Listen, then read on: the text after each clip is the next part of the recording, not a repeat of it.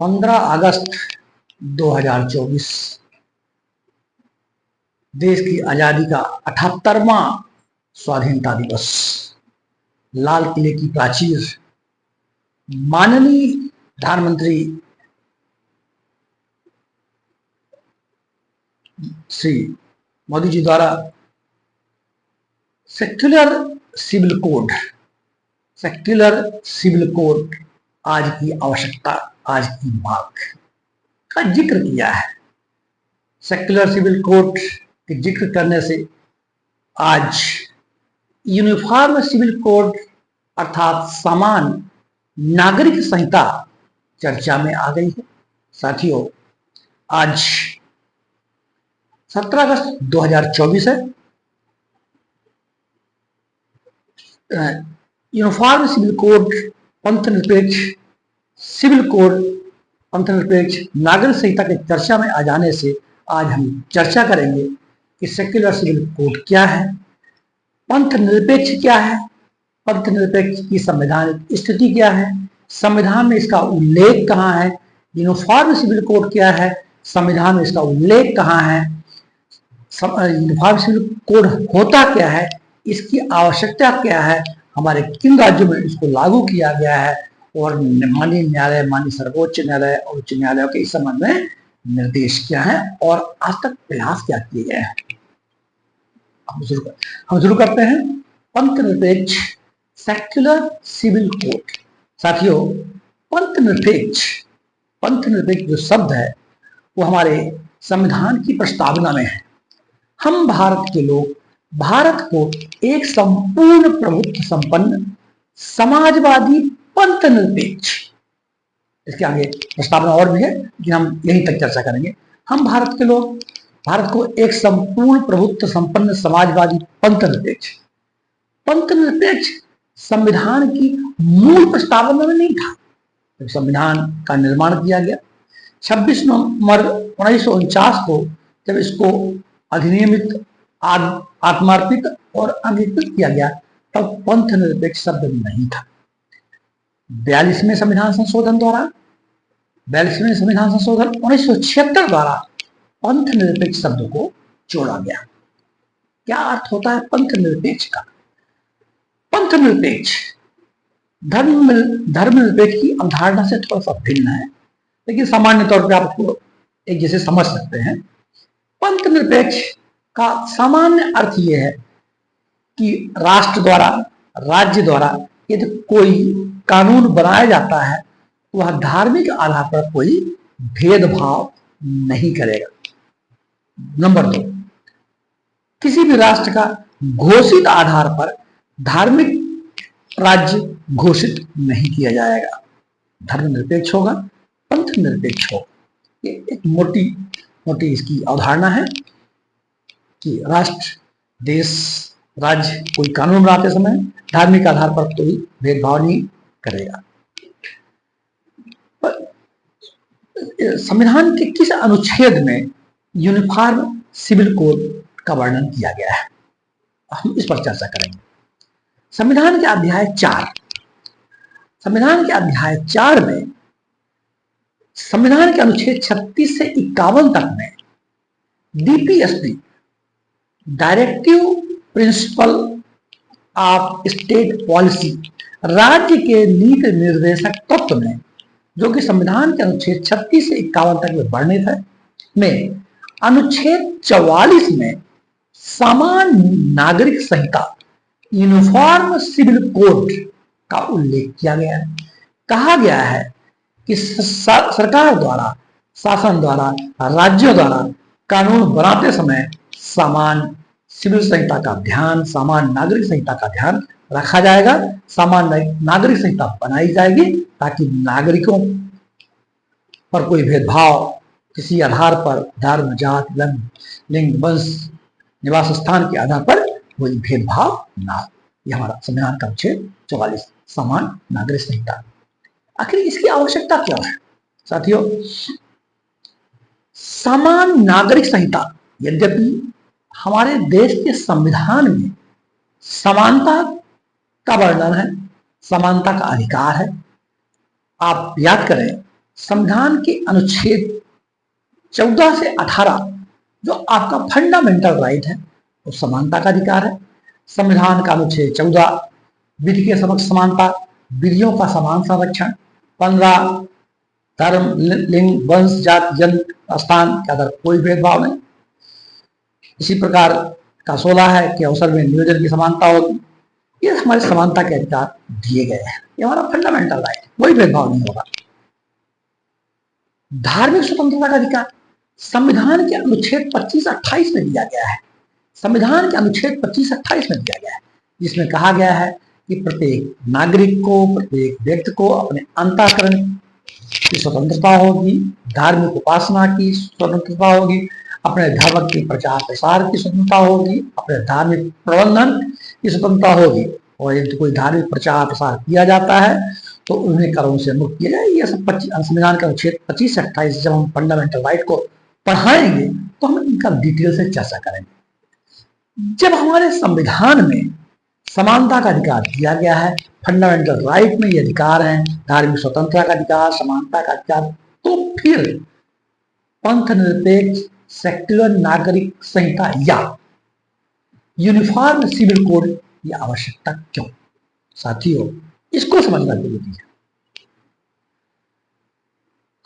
हमारे देश में विभिन्न पंथ, विभिन्न धर्मों को मानने वाले लोग हैं।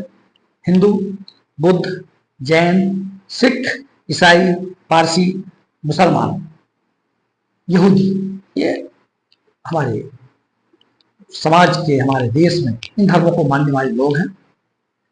समानता जब हिंदू कोड बिल ले आया गया तो हिंदू कोड बिल में हिंदू, जैन, बौद्ध और सिखों को एक साथ रखा गया, हिंदू ही माना गया।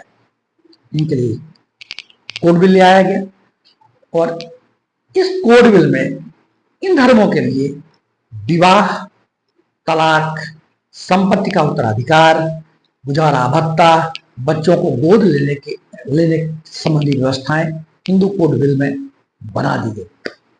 इसी प्रकार मुस्लिम पर्सनल लॉ बना हुआ है, जो मुस्लिम धर्म को मानने वाले लोगों के लिए विवाह करने, तलाक देने, संपत्ति का उत्तराधिकार, बच्चों को गोद लेने, बच्चों को संरक्षण देने और वसीयत इत्यादि के संबंध में उनका अपना एक पर्सनल लॉ है।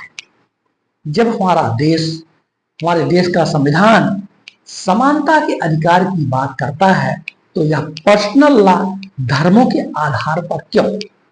इसी की मंशा को जाहिर किया है हमारे माननीय प्रधानमंत्री मोदी जी ने कि आज देश की आवश्यकता है, देश की मांग है कि हम समान नागरिक संहिता लेके आए। साथियों, समय समय पर माननीय सर्वोच्च न्यायालय ने इन पर टिप्पणियां की हैं और निर्देश भी दिए हैं। चूंकि डायरेक्टिव प्रिंसिपल स्टेट पॉलिसी है, राज्य के नीति निर्देशक के तत्व है, यह राज्यों पर बंधनकारी नहीं है। ये सुझाव है, नीति बनाते समय इनको मानना चाहिए, मानना जरूरी है। इसलिए माननीय सर्वोच्च न्यायालय ने समय समय पर विभिन्न निर्णयों को देते हुए यह कहा है कि राज्य की जिम्मेदारी है कि वह समान नागरिक संहिता बनाए। यह अदालत का काम नहीं है, शासन का काम है, राज्यों का काम है। केशवानंद भारती बाद 1973 में कहा गया कि यूसीसी यूनिफॉर्म सिविल कोड की ओर शासन का ध्यान जाना चाहिए। साहबानो केस 1985 में भी माननीय सर्वोच्च न्यायालय ने इंगित किया कि यूनिफॉर्म सिविल कोड की जरूरत है।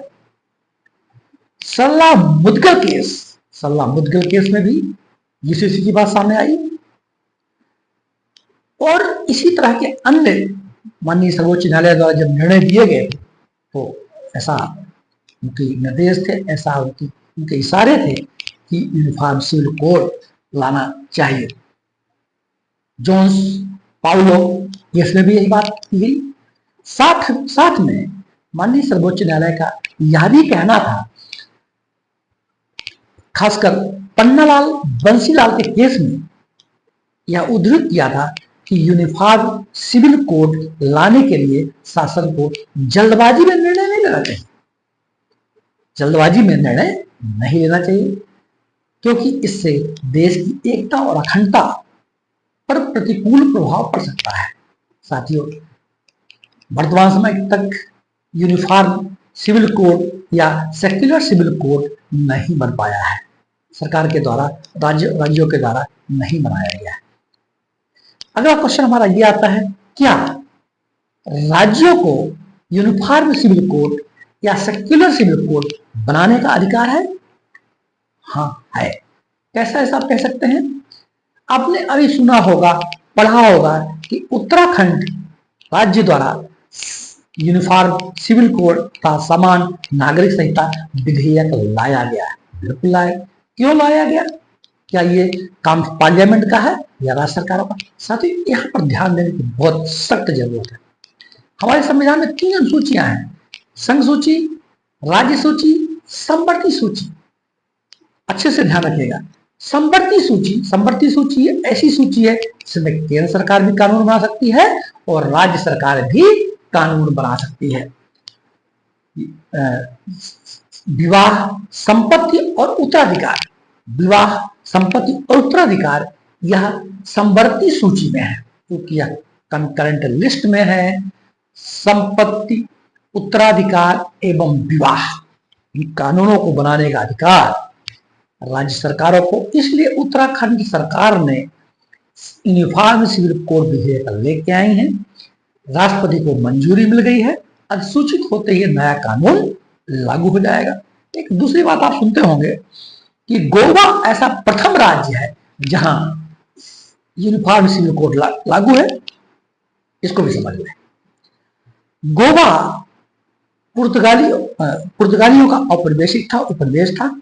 1510 में पुर्तगालियों के अधीन हो गया और 1961 में गोवा को आजादी मिली और भारत का अंग बना।